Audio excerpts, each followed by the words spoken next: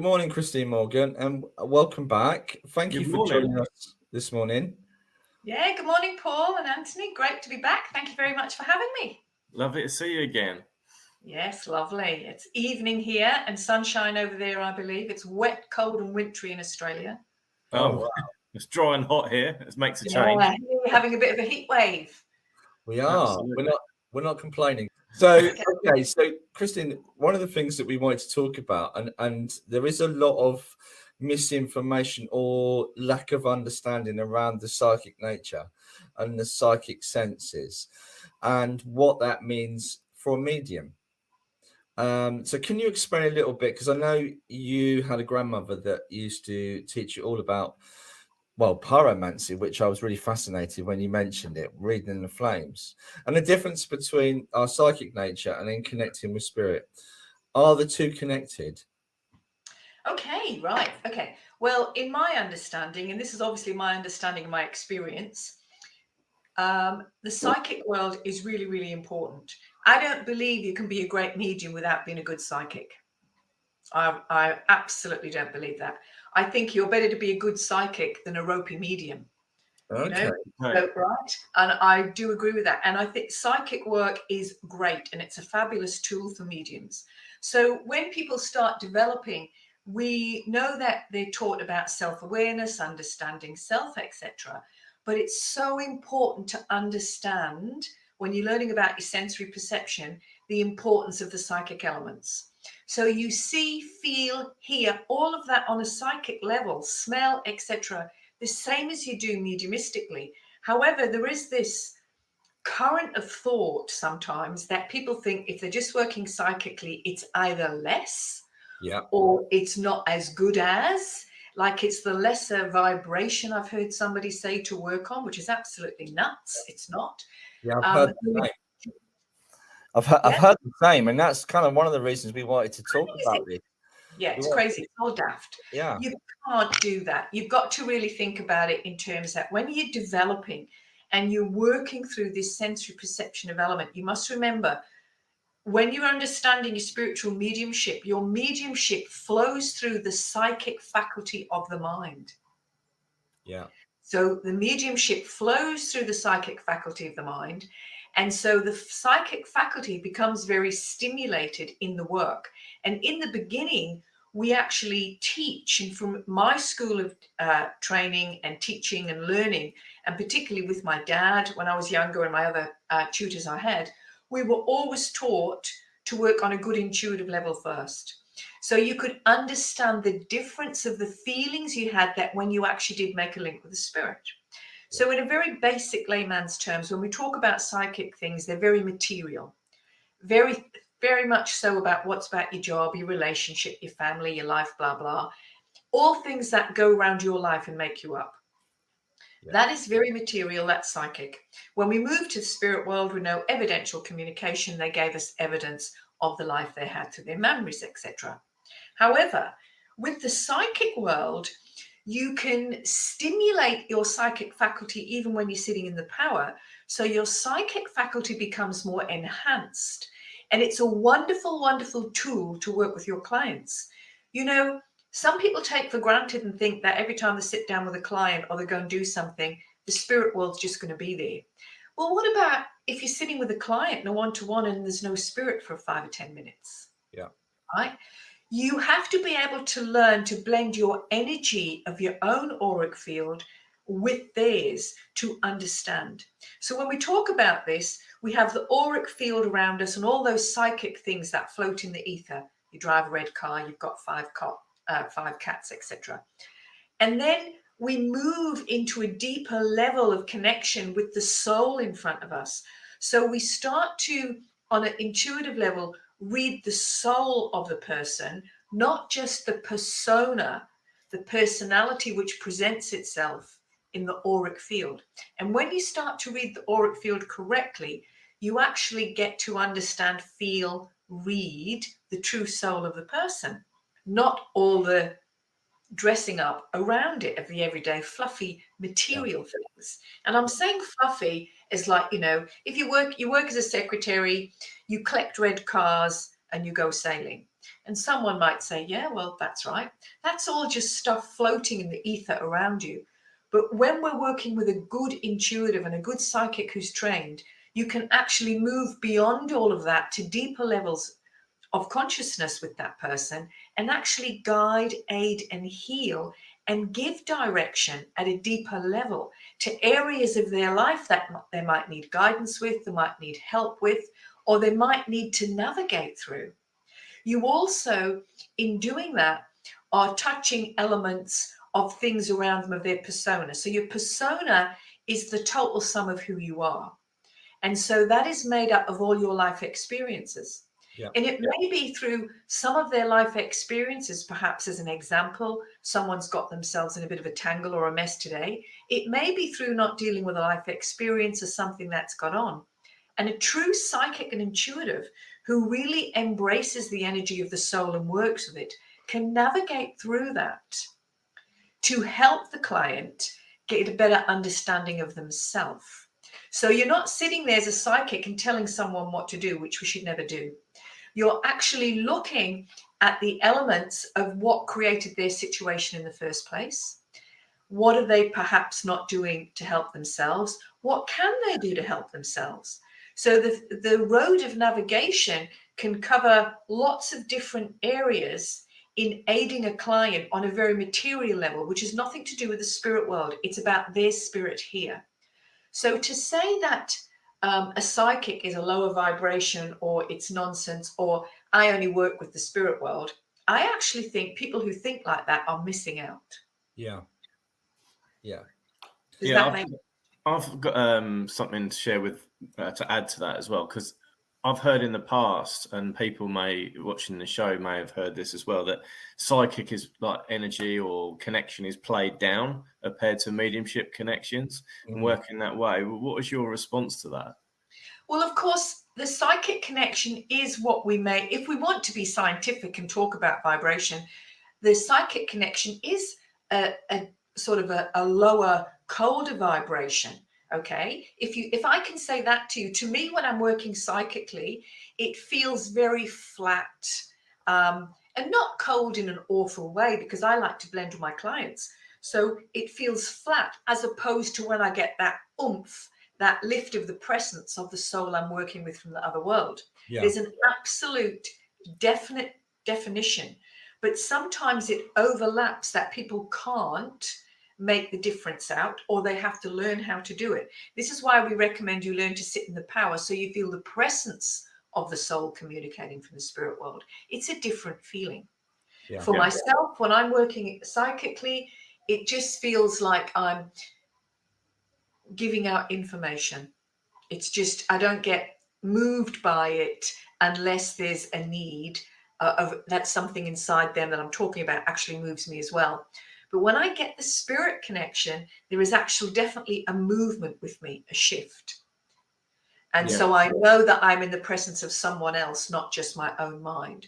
So as mediumship flows through the psychic faculty of the mind, you must remember the information from the spirit flows through the mind in an array of thoughts and impressions through the medium's mind. And the psychic work is from the mind. So the psychics are working from here, from their mind, as they blend with the energy to do the reading of the person in front of them.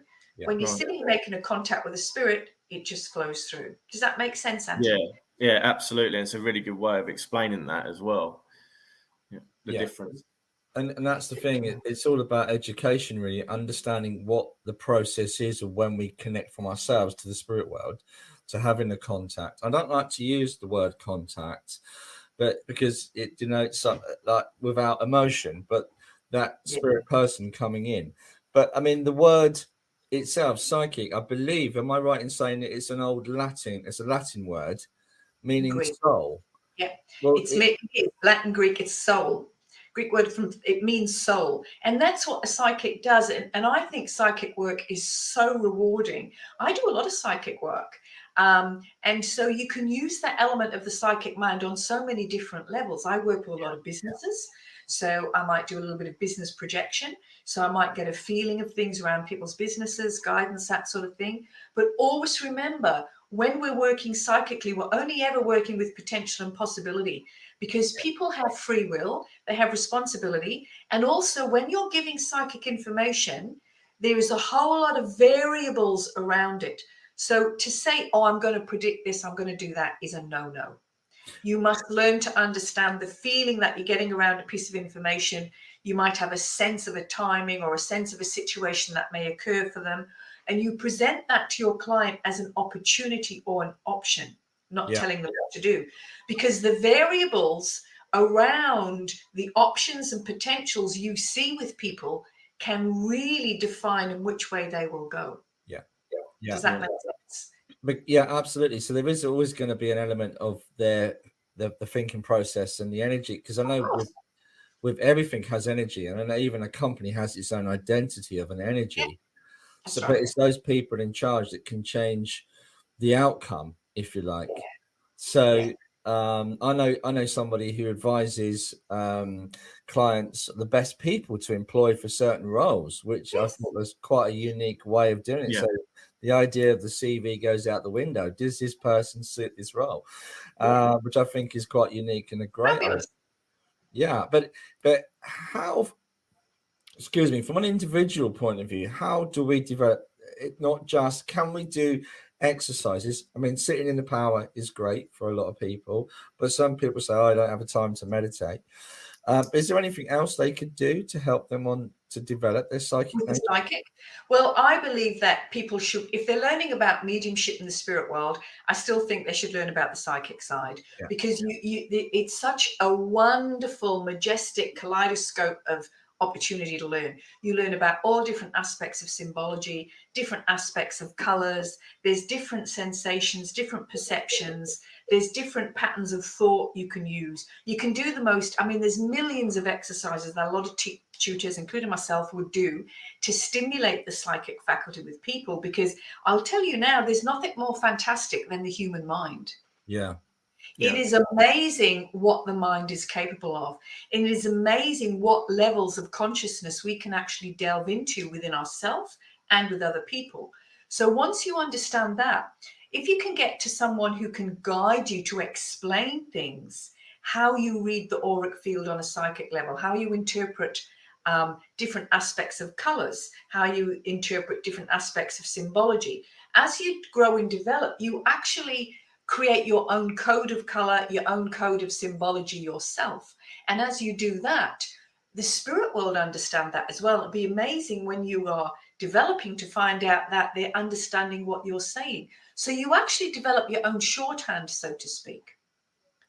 And so some people, a lot of people, you know, the majority of people sense color, they don't see it. And so as they're sensing colors, which is not everybody's bag, it's not everybody's thing to do. Like, you learn to interpret and understand it can mean different things. If we're doing a spiritual assessment, we will use color.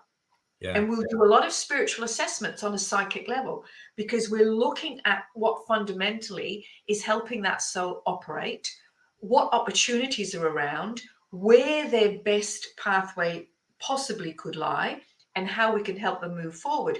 We have to do that psychically, because the spirit world may come in if there's a helper or an influence who wants to give some sort of information at the time.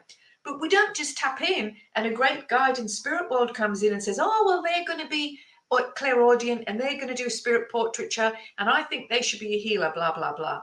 These are aspects that we feel and sense on a psychic level within the soul of someone. And so when you learn to understand the deeper levels of the psychic, it's not just you have red cars and 5 cats and you're a bricklayer. It's much deeper and way beyond that. And you can do the most amazing work. And it also is a fantastic springboard to stimulate the mediumistic faculty. So the intuition, I mean, I was from a very, very psychic family. My nana, my God bless her, my nana used to read the flames in the fire. So when I was a little girl, I often, when we stayed at my nan's, my sister and my brother and I would sit on the couch in the northeast of England, freezing cold. And there's also be an old coal fire. And I remember distinctly at times my nana saying, what patterns can you make with these flames? Just relax and tell me, close your eyes, then open your eyes quickly. What colors are the flames? What color does that feel like to you? What does it mean to you? Can you see the patterns?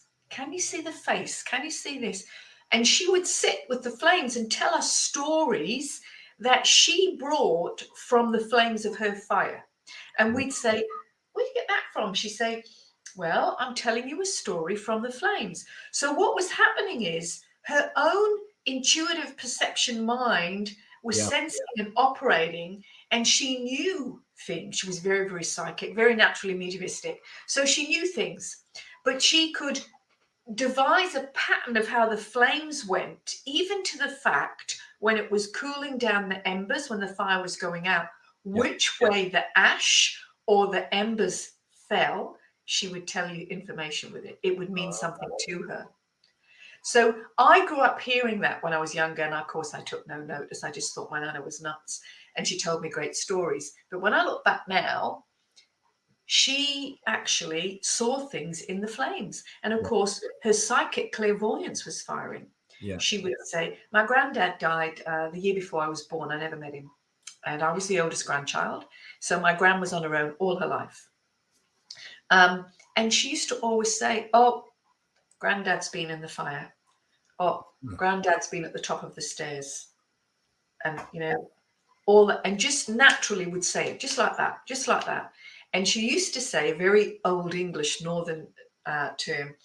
She used to say, right, I've seen your granddad in the fire. There'll be trouble in the morning. Wow. There'll be trouble in the morning.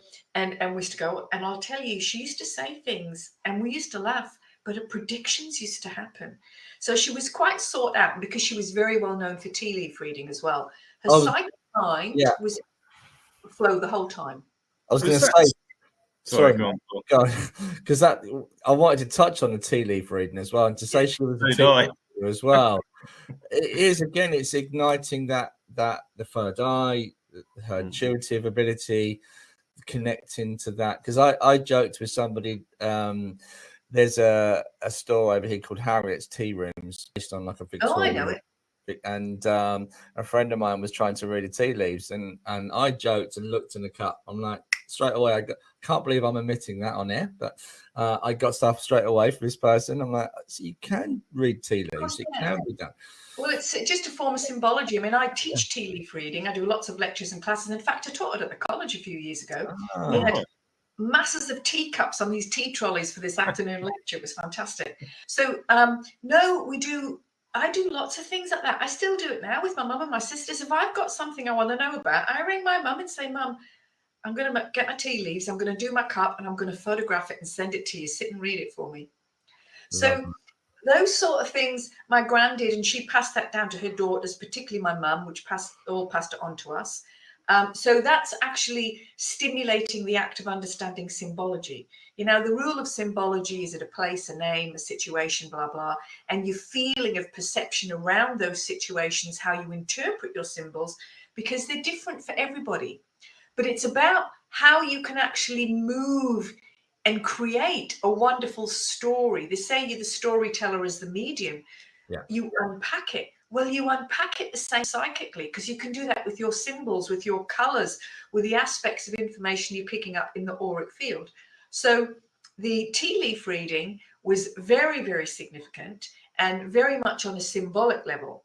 And as that happened, we would listen, we would learn, and we'd watch. And now, I mean, I do tea leaves all the time, and I do a lot of is a really big part of my work as well with my students. I love it.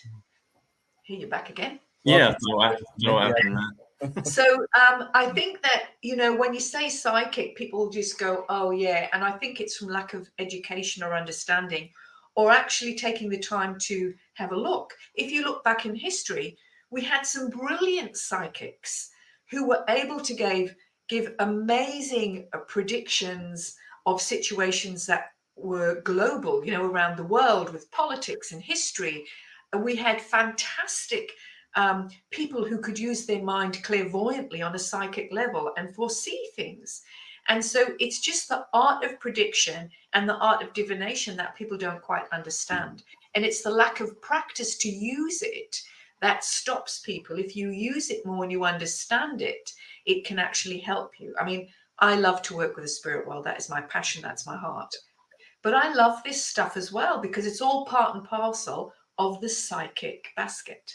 Yeah, I believe it's almost like a key that helps you to open up and bring in the spirit. So with all this information in respect to psychic and the symbology and the understanding with your family, including yourself, and how you teach your students and everything, is it in with respect to someone who's doing this just generally and think, you know, from and not wanting to be a medium on platform or going forwards in that kind of way, but just generally doing that next to their job? Would you still sort of educate them and guide them in the same kind of way, or is it yes, I would, because if you talk to people, I do teach the psychic and the intuition as in the foundational level, and most of people that I know that are very good teachers and mediums do exactly the same, because the student needs to understand the difference between the two worlds, the material and the spirit. And as you mature into your craft and you grow with it and understand it more, you start to appreciate the different things you can gain psychically with people and what you can do and how you can help people. So, as I said before, you are better to be a great psychic than a ropey medium. You know, if you're not going to be a great medium, but you can work well intuitively, there's nothing wrong with that. I know great psychics and intuitives that do fabulous work with readings privately, and they help people. They help people. And the psychic tools, you know, there's hundreds of psychic tools you could use: cards, crystal balls, I Ching, stones, whatever. That sort of stuff's been going on for eons of years. There's a whole collective history about it. But it's about what is right for the person who's going to do the work. But people should never shy away and think, I'm just a psychic, or I just can't do that. If you can work very well intuitively and psychically, you have value. And you actually can make that valuable. Yes, of course, a lot of people want to be an evidential medium, but perhaps some people just don't get there. And it's not everybody's bag, right? Perhaps you're happy doing that. So I say that you understand it and you learn about it, which will be a stepping stone to guide you. If you stimulate the intuitive faculty, if you stimulate the psychic mind and practice, it can lead you on to that breathtaking gift of mediumship. Now, if that's not your bag and you're not going to have that happen, you can still work as a beautiful psychic. And I have people around me now who are great psychics, don't do a lot of mediumship. Their work is spontaneous with the spirit world. They tend to find that their links are spontaneous, or they work better on an intuitive level and enjoy it more. And guess what? It works for them. So it's about the level of understanding, and it's not something you just go and do a course for 6 weeks and you're a psychic, because I believe everybody's born psychic. To be psychic is to be alive. It's a vibration, it's energy, it's who we are. It's our natural intuition, natural perception, and it's moving through the layers of the psychic, the ether, the perception, to understand at a soul level how we operate, how we live in this persona as us in this personality. And when people come for readings, how, 70%, or in fact, I would say 90% of people today want psychic information as well as the spirit. There's a lot of people I know who don't follow the spiritual path, but also would use the terminology as having a gut feeling about something. Would still come under that same kind of understanding psychically, surely. Yes, of course it will, because that's your gut instinct. That's your sensory perception. That's your natural intuition. Everybody's born with that intuitive nature, and everybody's born with that psychic level. But it's like Liberace. Not everybody can be Liberace, but everybody can learn to play a piano. It's like mediumship. Everybody can learn and understand the spirit world, and they may have spontaneous interludes of the spirit world, but not everybody's going to be a great platform medium or a great private one-to-one or a great spiritual healer. Everybody's at different levels according to their mental, psychological environment, how their mindset is. Your mediumship is part of who you are, and it fundamentally is involved with your emotional and mental state as well. So your psychic work is. So when you're working, all of those factors of your life come into play into the role that you will become as either the psychic or the medium, or a medium who works on both levels like I do. And the majority of people that I know who are very good mediums and work actually do the same. They can work both ways. But it isn't an issue if you don't, whatever's right for you. But I will say that I do find personally that a lot of people who feel that they're working spiritually, and I've had experiences where students will come in and say the spirit have said this, or it's this spirit, it's that spirit.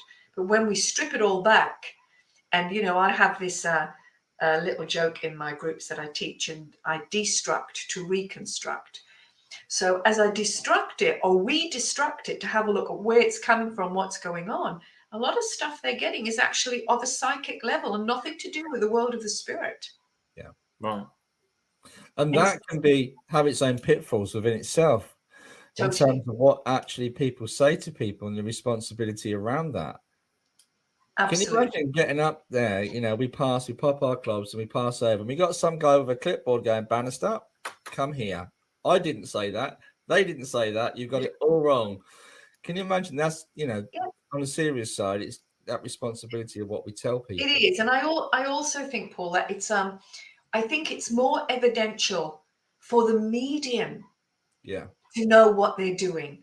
Whether you're evidentially working with that soul in the spirit world, or you bring in evidence of someone in the psychic. When I say evidence psychically, I mean that you're telling them about their life, you're hitting accuracy, you're getting hits about what's going on with them at a deeper level or around their life, whatever. So that will be classed as evidential on a psychic level. The evidence from the spirit world, it's more important. The medium needs to know where they're at and what they're doing. And at the beginning of development, it gets crossed over, it gets mixed up. That's why you need someone to link with you, to tutor you, and lead you through these stages.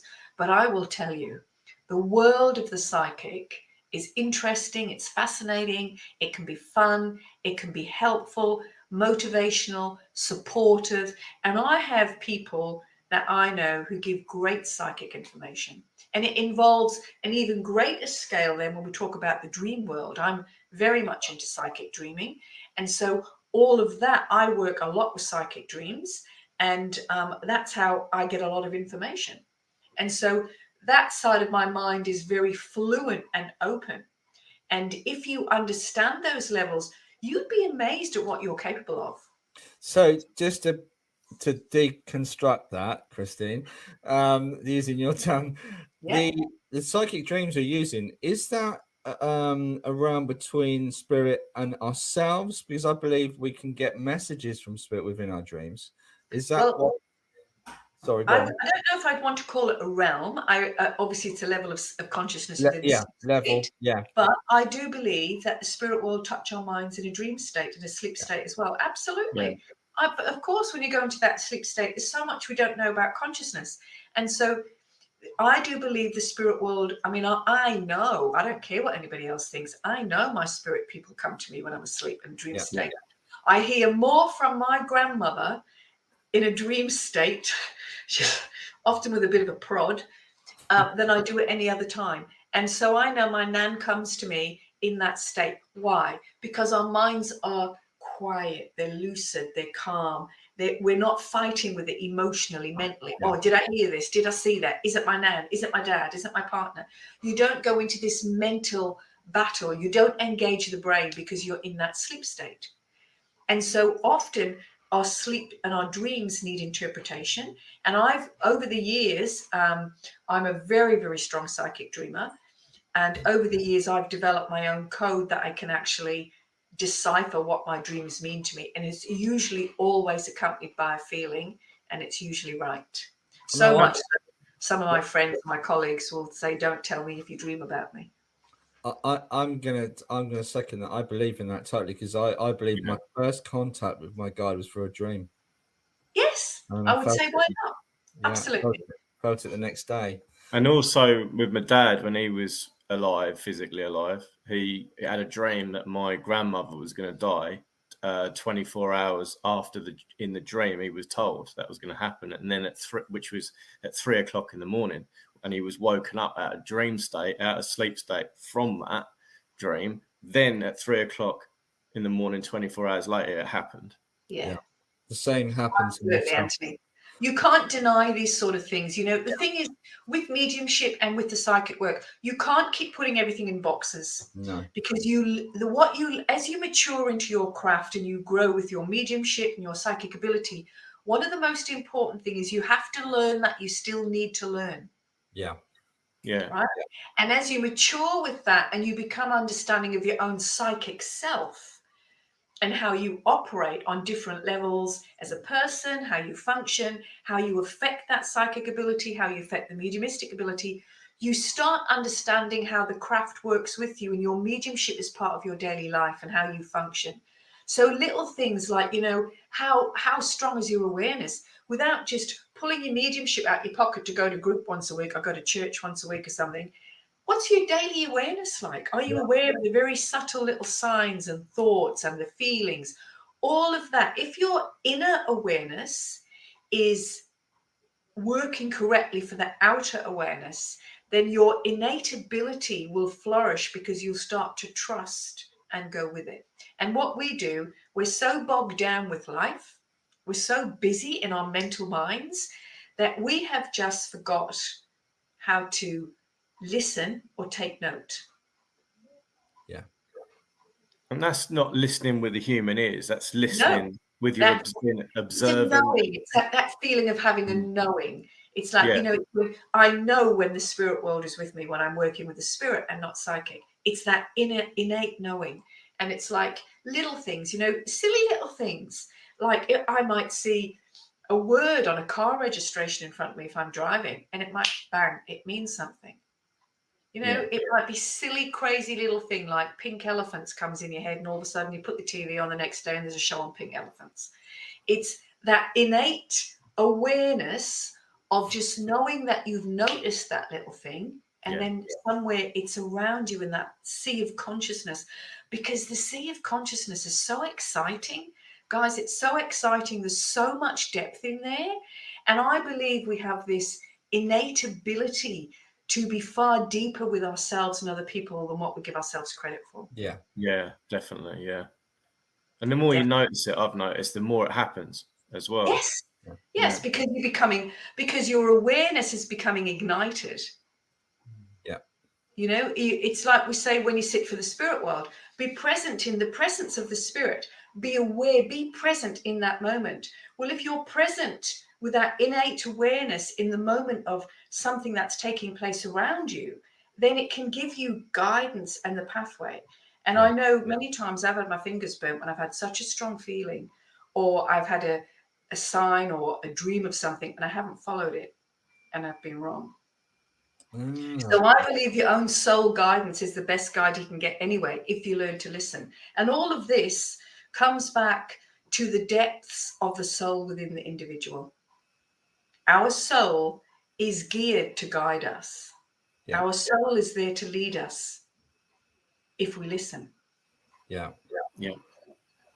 Yeah, that I find it really interesting. What would you say then to psychics that the biggest thing with the psychic ability is people want to know about their love life? I'm gonna go there. I'm so sorry, but I am gonna go there. You know, is my husband cheating? It's dangerous, isn't it? We're going down a dangerous route, I think. Well, if somebody asked me that, I would say go and hire a private detective. Yeah. Yeah.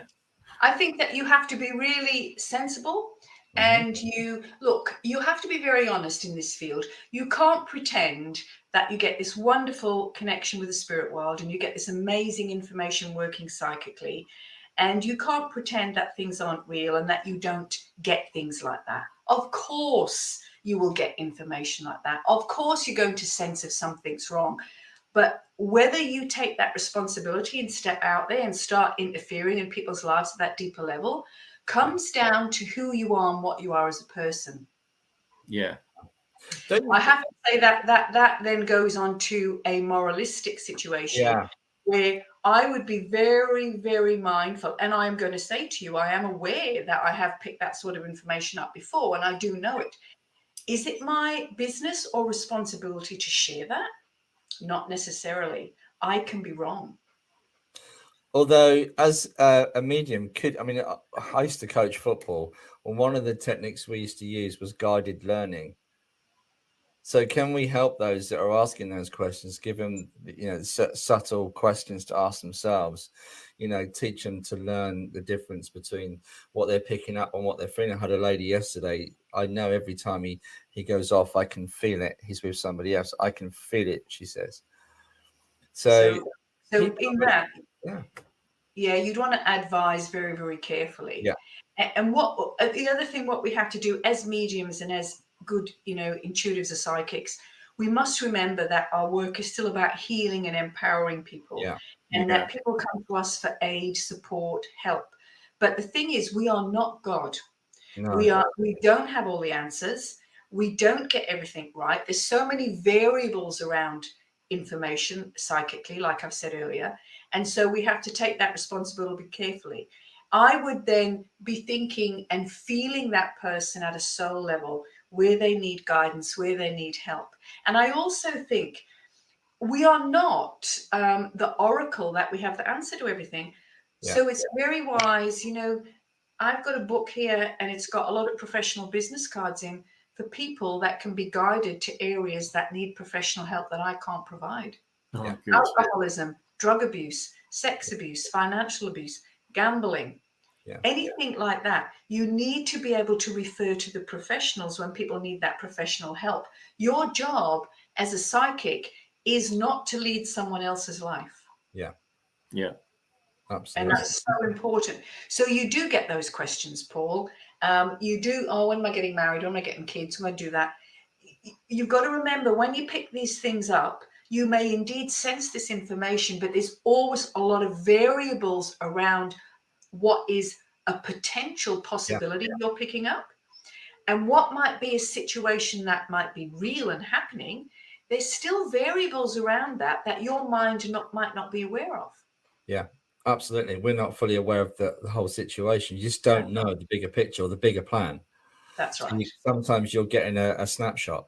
And also within us and within everybody, there's this intrinsic fight or flight mode. So sometimes we just go straight into fear mode and we presume the worst. That's right. So, and it's really, again, I guess that's about developing your psychic ability to go beyond that. Yeah. So, but it's really, really easy to slip into that. I mean, I know a friend who went to a lady who did her tarot cards, and she asked, I'm sorry to share this, but I've got to share this because it's quite funny. And she does laugh about this story. But she asked the lady about her love life. And the lady said, you're going to meet a gentleman at the local park when you're with the children over the summer holidays. So every day she packed up a picnic for the children. And I believe her words were she got an ASBO for hanging around the park so long, but she never met him. But bless her, she tried again. She went back to this psychic, and the psychic told her, oh, no, actually, sorry, lovely, I got it wrong. It's going to be the new swim instructor at your children's swimming lessons. So, of course, she books onto this. Guess what happened? All the instructors were women. So she was devastated. So, but now the children can swim and have had lots of playtime in the park. So there was some good that came out of it. Apart from her you have to be very, very careful. And as a responsible medium and a responsible intuitive psychic, you have to remember, when you're presenting yourself in your work to anybody, you're still representing all your colleagues and people who stand up for what you do in the mediumship field, in the psychic field. We're representing each other. And so we have to always have that responsibility. So, we're all capable of saying things wrong. And God knows I've probably said lots of things wrong over the years. I'm sure everybody does, because it's part of the human nature of learning and finding out. Yeah. But the other thing is about being brutally raw and honest with yourself and recognizing you're not God, understanding where you could be projecting information. It might be a bit of your stuff that comes out, understanding when you're giving fluff and psychobabble, and understanding when you're truly giving support and really listening to someone and listening to what they don't say and helping them in a professional manner. No matter whether you work as the medium or the psychic, you need to hold responsibility and professionalism in both hands. It's so important. It's so important. Agreed. But psychic is a great thing. It's a wonderful, wonderful area. And I encourage anybody to understand it, learn about it. Yeah. You know, it's all through history. It's cultural. It's been going on for eons of years. Did you know that we've all had the tingles at the back of the neck or on the arms? Did you know it's actually called the dermo-optical perception? Perceiving energy, perceiving energy through the skin. Yeah. So I hadn't realized it was. I may have read that a long time ago, but no, I didn't know that or know of it. It's not a term I would use. I don't always even get the tingles. I know everybody says to me, "Oh, I'm getting the goosebumps now," and I go, "Really?" And another great example of working with spirit and psychic is psychometry. Yes, fabulous. I love it. Picking up the energy of the object that connects to that person, and you find normally that person will come in around that object. Yeah, it's wonderful. And I think that is also, I believe I read somewhere that it's recorded far back as ancient Greece. Oh yes, it's a really, really. I love psychometry. It's fantastic, and you can really help stimulate the psychic mind by reading objects, photographs, places, etc. And remember, we're reading the past and the present. You can't tell the future from psychometry, obviously, because the future's not happened. But you can get great detail and historical aspects and really put yourself to the test by doing it. And I love going to places. I love psychometry. I love all that sort of stuff. I think it's exciting. In fact, I take groups of students out. Pre-COVID, we used to go to different places. We would have a psychometry day and different psychometry exercises and see what they did and get the results. It's really interesting. It's a great stimulation. And of course, we know we can use that to link with the spirit world. So it can be, you pick up your photograph, you do your reading or an object, and then as soon as you feel the spirit, you put the object down and you work with the mind and the spirit. So it's a fabulous concept. And it's something, again, that's downplayed. Oh, they're just reading jewelry. Oh, they're just reading the ring. But I will say to people, how good are you at it? Have you done it before as an exercise? But how good is your quality? Yeah. My mum does it all the time. Yeah, my mum does it all the time. She's now frightening the grandchildren because if they bring a new boyfriend home, she'll say, has he got anything around his neck, a chain around his neck, or has he got a watch or anything? So my mum's getting a bit scary at the moment. I love that. I love the idea you take people out, outside or go off and do psychometry days. That's brilliant. Yeah, it's just about keeping it interesting. And I also think it's, you go to an old building or you go to someone's home or you do things like that. And it's quite amazing. My dad, when he was alive, I remember he went on an old dig because obviously he lived in England, an old medium. And he went on a dig with a friend and they unearthed some very, very old coins. And they sent them they did all this psychometry. There was about 3 of these guys and they're all doing this psychometry, all mediums. And they sent all the information off to the British Museum. And the British Museum come back and said, oh, no, you're a bit off track. That's not historically right. Blah, blah, blah, blah. Anyway, about 10 years later, they contacted him. And guess what? Where they'd found the coins, they found more. And they found other objects. And all the information my dad and his friends had got was proven correct by another historian. Oh, wow. Oh, brilliant. 10 years down the track. Brilliant. So, my dad loved psychometry. He used to, he had a lovely old friend who used to collect old coins from around the world. He was one of Britain's biggest coin collectors. And actually his coins are in the Old British Museum in London. Okay. And when he passed, he was a lovely old spiritualist, beautiful man, fantastic healer. And he used to come up with all these coins. He used to get them off all these old ships and places. He used to talk about pirates and everything. And they used to have this old history book with these coins taped in, what they'd done psychometry on, where they'd got actually all the facts had been researched and confirmed. It was really interesting. Oh, wow. Yes, really interesting. Yeah. It's just different, isn't it? And it's, it's not everybody's cup of tea, but I mean, what a great hobby. Yeah, absolutely. Christine Morgan, it's been lovely as a guest on Spiritual Talk. We can't thank you enough to come on and talk about the psychic faculty. It's been brilliant. It's been an absolute pleasure. Thanks, Christine. Thank you very much, guys. Thank you.